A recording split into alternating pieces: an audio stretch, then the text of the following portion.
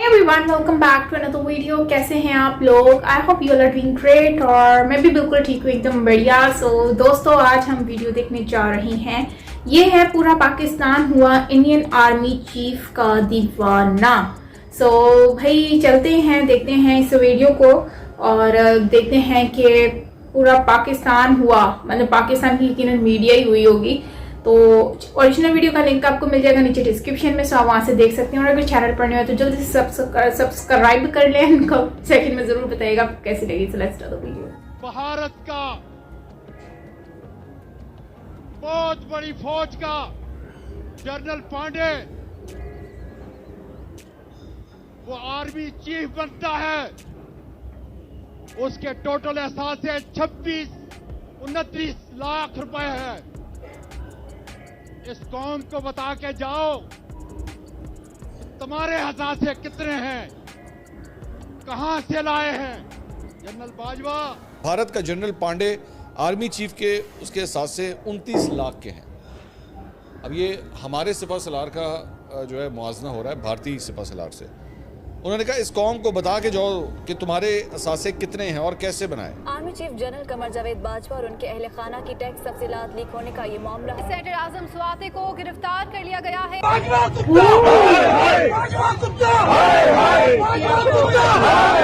वैसे हारून साहब, अभी आप सी पैक का जिक्र कर रहे थे, तो वो सारा कर्जा है, सूद पर है, उसमें कोई ग्रांट नहीं है। मुल्क जा किस तरफ रहा है? दिवालियापन के करीब पहुंचे हुए हम। कोई हमें मुंह नहीं लगाने को तैयार। आप सोचती हैं कि दिवालियापन का क्या मतलब होता है? 24 करोड़ का मुल्क है। ये जो टैक्स रिटर्न्स वगैरह वाले मामला है, बाजवा साहब की जी जो एसेट्स हैं, यानी जो उनकी खानदान के एसेट्स हैं और जो उनके अपने हैं, वो एक वेबसाइट है जिसका नाम है फैक्ट्स फोकस। उन्होंने इस पे रिलीज कर दिया है। हेलो फ्रेंड्स, जय हिंद। हिंदुस्तान स्पेशल में आपका स्वागत है। दोस्तों, भारतीय सेना अध्यक्ष जनरल मनोज पांडे इन दिनों भारत में ही नहीं बल्कि पाकिस्तान में भी छाए हुए हैं। इसकी वजह भारतीय आर्मी चीफ के जर्नलों की ईमानदारी है। इन दिनों पाकिस्तानी आर्मी चीफ बाजवा को गाली दी जा रही है, जबकि भारतीय आर्मी चीफ की पाकिस्तान में खुलकर तारीफ हो रही है।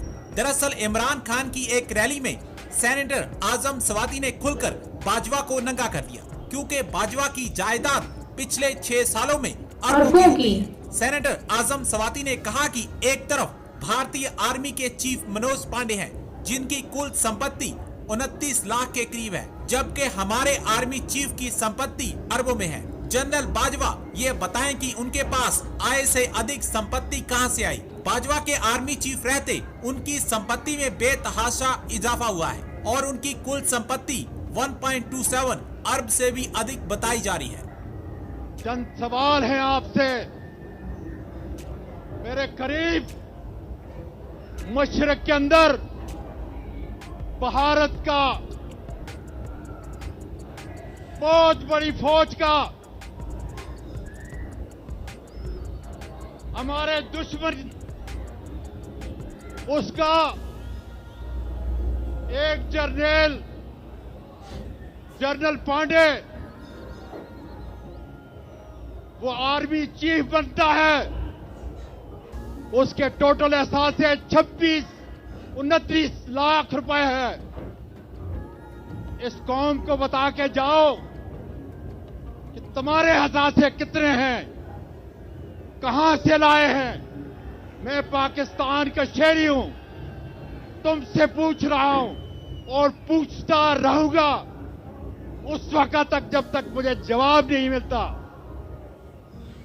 जनरल बाजवा, ये भी बता दो कि मेरी कौमी सलामती में कौन सा ऐसा इदारा है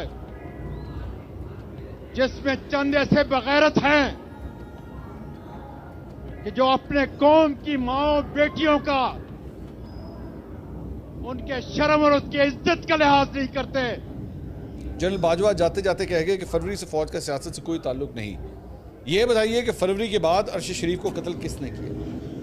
अब ये इस किस्म का सवाल जो है ना, वो एक डायरेक्ट मतलब इल्ज़ाम तराशी भी है इदारे के ऊपर। ये बताइए आजम स्वाति पर तशद्दुद किसने किया और इस मुल्क के महबूब लीडर पर कातिलाना हमला किसने किया? बाजवा साहब, चंद सवाल हैं आपसे। भारत का जनरल पांडे आर्मी चीफ के उसके साथ से 29 लाख के हैं। अब ये हमारे सिपा सलार का जो है मुआवजा हो रहा है भारतीय सिपा सलार से। उन्होंने कहा इस कौम को बता के जाओ कि तुम्हारे असासे कितने हैं और कैसे बनाए। मैं सवाल पूछता रहूंगा जब तक जवाब नहीं मिलेगा। और वो ये कि जी आजकल बिल्कुल एक हंगामा है, और वो हंगामा ये है कि पाकिस्तान के आर्मी चीफ यानी कि जनरल कमर जावेद बाजवा साहब की जी जो एसेट्स हैं, यानी जो उनकी ख़ानदान के एसेट्स हैं और जो उनके अपने हैं, वो एक वेबसाइट है जिसका नाम है फैक्ट्स फोकस। उन्होंने इस पे रिलीज़ कर दिया है और इसमें FPR में जो जमा कराया जाता है यानी टैक्स रिटर्न वगैरह के लिए, वहाँ से उन्होंने डिटेल्स लेके बताई हैं। और उनका कहना है कि जी बहुत 6 साल में जो है वो इतना नोट छापा है बाजवा साहब ने, इतना नोट छापा है बाजवा साहब ने। ये मैं नहीं कहती, ये मैं हरगिज़ नहीं कह रही, इसलिए कोई भी जो है ना मेरी तरफ नाराज़गी से ना देखे। ये बता रहे हैं जी हमारे जर्नलिस्ट अहमद नूरानी साहब। और ये अहमद नूरानी साहब वही हैं जिन्होंने कमर जावेद बाजवा से पहले जो है एक और बाजवा जो थे यानी कि आसिम सलीम बाजवा, वही पिज़्ज़ा वाले, उनकी भी उन्होंने स्टोरी ब्रेक की थी और बताया था कि जी किस तरह से पिज़्ज़ा फ्रेंचाइज जो है वो बनाई गई हैं और कहाँ कहाँ से करप्शन हुई है। और उसके बाद जो है आसिम सलीम बाजवा साहब जो हैं वो CPAC के चेयरमैन थे, वो वहाँ से रिज़ाइन करके और हो गए जी 9-11।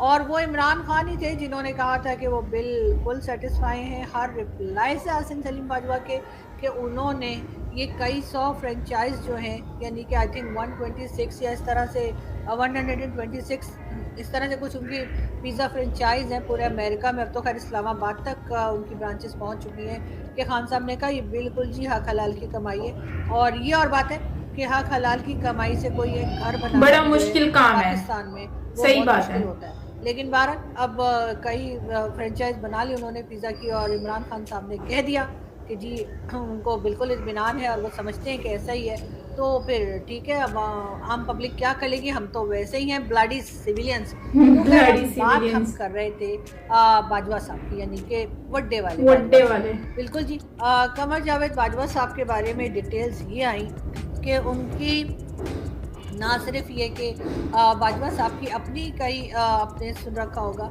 कि बहुत ज़्यादा जो उनकी फैमिली की और बाजवा साहब की अपनी फैमिली की, और ना सिर्फ अपनी फैमिली की बल्कि उनके समधी यानी जहाँ पे उनके बेटे की शादी हुई है वहाँ से भी यही न्यूज़ आई है कि जी सबके पास अचानक से रातों रात बहुत सारे पैसे। वो कैसे भाई? अब ना सिर्फ ये कि बहुत सारे बल्कि अरबों में, यानी कि ये जो है ये मैं आपको जिनकी पिक्चर दिखा रही हूँ ये हैं जी महानूर साबरी जो हैं वो जी बाजवा साहब की बहू हैं और उनकी शादी हुई है जी साद बाजवा जो कि कमर जावेद बाजवा साहब के बेटे हैं उनके साथ। और कहा ये जा रहा है कि शादी से 1 वीक पहले अचानक से महानूर साबरी जो हैं इनके अकाउंट में रातों रात तकरीबन 1 बिलियन से ज़्यादा जो है वो अमाउंट आ गई, यानी ये पाक रुपीज़ बता रही हूँ मैं, 1 बिलियन पाक रुपीज़ उनके अकाउंट में अचानक से आ गए, जबकि पहले उनके पास कुछ भी नहीं था। उनके अकाउंट में ऐसे ही चूहे नाच रहे थे जैसे मेरे अकाउंट में नाचते हैं, लेकिन अचानक से उनके पास पैसे आ गए। तो यहाँ पर होता है वीडियो एंड। दोस्तों सबसे मेन चीज़ वही है ना कि यहाँ पर जितने भी लोग आते हैं सारे ही करप्शन करने के लिए आते हैं, फिर वो कोई भी हो, सारे ही एक ही थाली के चट्टे पट्टे हैं और वही चीज़ हमें देखने को भी मिल रही है। तो यार ये तो बड़ा दुख की बात होती है, अफसोस होता है कि इस तरह की एक्टिविटीज़ ये लोग कर रहे हैं। इससे पाकिस्तान की जो इकोनॉमी है उसके ऊपर देखो कितना गहरा असर पड़ता है। सारा हमारा पैसा जो है वो बाहर की कंट्रीज़ में चला जाता है, फिर वहाँ पर फ्रेंचाइज बन रही हैं, वहाँ पर घर खरीदे जा रहे हैं। अब देखो सारे यही कर रहे हैं। इनसे पहले बाजवा साहब से पहले भी अगर हम देखें तो इस तरह के बहुत सारे सीनैरियोज देखने को मिले हैं, जिसमें पापा जॉन के नाम से भी एक पिज़्ज़ा का भी पता चला था कि वो उन्होंने रेस्टोरेंट वहाँ पे खोला हुआ है। उसके बाद फिर पाकिस्तान में अब यहाँ पर ये करप्शन का पता चल रहा है कि भाई पैसे अचानक से आ रहे हैं तो कहाँ से आ रहे हैं। लोग जाहिर सी बात है क्वेश्चन मार्क्स उठते हैं, और फिर जब मामला तो एक के ऊपर उंगली उठेगी तो जाहिर सी बात है एक अपने आप को सेव करने के लिए फिर दूसरे पे उंगली उठाएगा। तो इस तरह से आपस में ही लड़ते झगड़ते रहेंगे। तो खैर कहने का मतलब ये है कि इस तरह की चीजें बहुत ज्यादा देखने को मिलती हैं।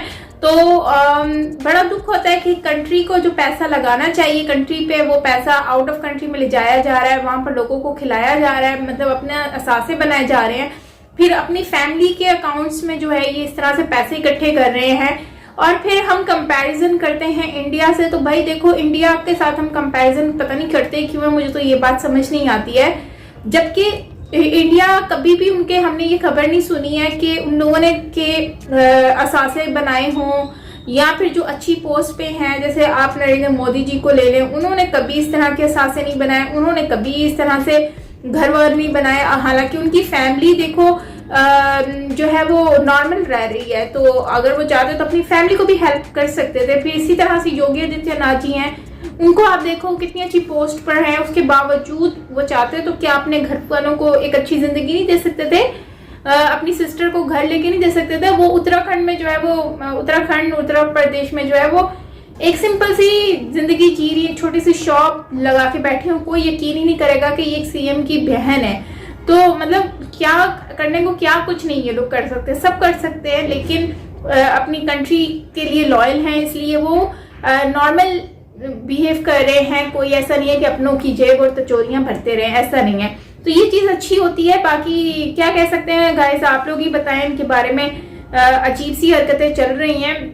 फिर उसके बाद आप देखें तो वहां के आर्मी का आप देख लें, उन लोगों के भी एक छोटे छोटे अपार्टमेंट्स हैं, कोई जायदाद वगैरह नहीं है। और दूसरी बात, सबसे बड़ी बात तो ये है कि ये डबल स्टैंडर्ड होना ही नहीं चाहिए। ये जो कहते हैं ना डबल नेशनैलिटी होती है इंडिया की भी और पाकिस्तान, जैसे इंडिया ने नेशनैलिटी डबल रखी ही नहीं है, और ये बहुत अच्छी बात है। और इसी वजह से जो है वो जो जॉब्स यहाँ पर करते हैं फिर वो अपनी वहां पर चीजें नहीं बनाते। हमारे यहाँ पर नेशनैलिटी डुअल है, पाकिस्तानी भी है, अमेरिकन भी है, तो क्या करते हैं बाहर जाके अपनी असासे बना लेते हैं और यहाँ पर रह के लूट रहे हैं। तो ये सारी चीजें देखने को मिलती हैं। आप क्या कहेंगे इसके ऊपर कमेंट सेक्शन में बताएं। बाकी मिलते हैं नेक्स्ट वीडियो के साथ। Till then take care, bye bye.